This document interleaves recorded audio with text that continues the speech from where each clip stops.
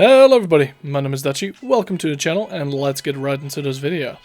Alright, so in today's video I'm going to be going over some tips and some tricks for Warlander for you to get better at the game. Now just in case you guys don't know what Warlander is and you just randomly clicked on this video, Warlander is a free to play game that you can play right now. It's available on Steam, absolutely free to play, just go and enjoy it, trust me, it's a lot of fun. Alright, but anyway, without further ado, let's get right into the video. Now in Warlander, one of the main things you want to do immediately is get as many points as possible so you can actually unlock your more powerful characters. Now one of the main ways of doing this is by capping the control points, which will allow you to spawn there as well, but they give you a lot of XP, especially during the early game. Another great way of getting XP straight at the start is by building your ballista or your cannons that are on your towers.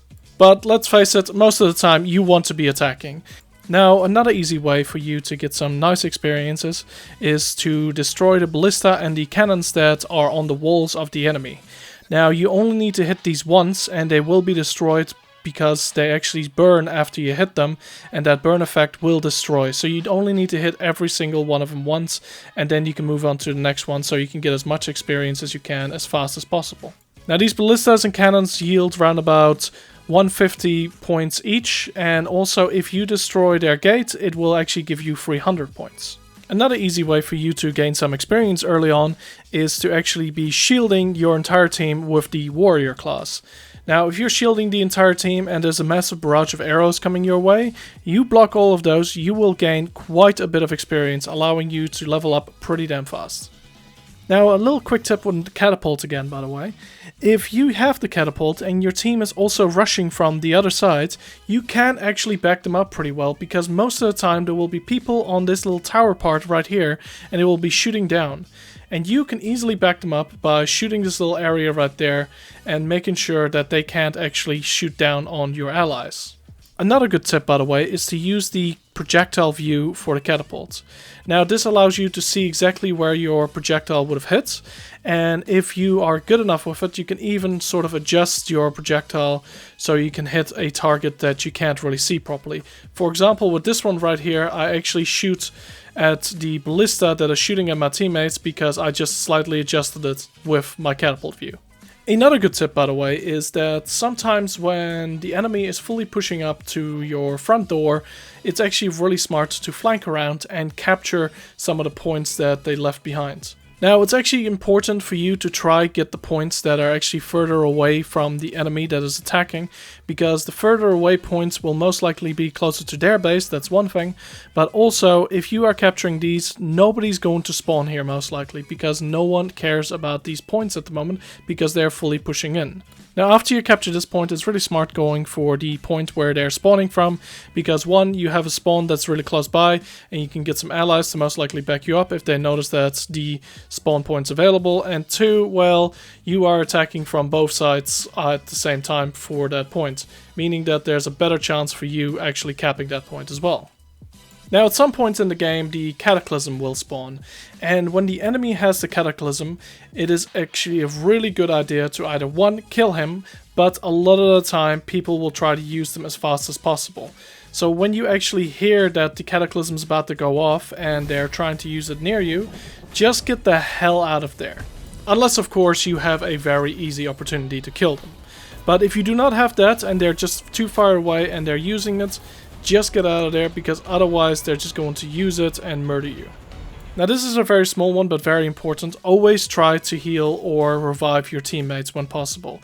It's always better to have some extra backup so you can easily kill the enemy. Another really good tip, by the way, is to, when you're building your siege weapons like the ram for example, you always want to try upgrade it as much as possible. Because if you upgrade it, that means that you can actually get in there a lot safer because you have so much more armor around you.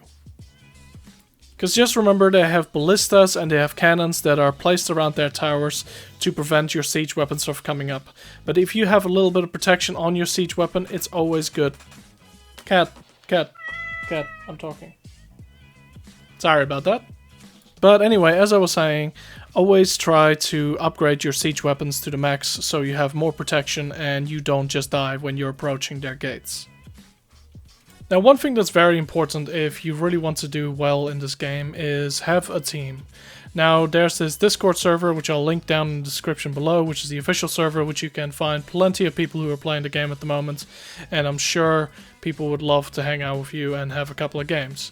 Communication in this game is key, especially if you want to quickly take down walls, for example, or you want to do some siege equipment, because if you look at the footage right now, we are literally just steamrolling the left side and nobody else is realizing that we are even here, meaning that we can actually do some serious damage.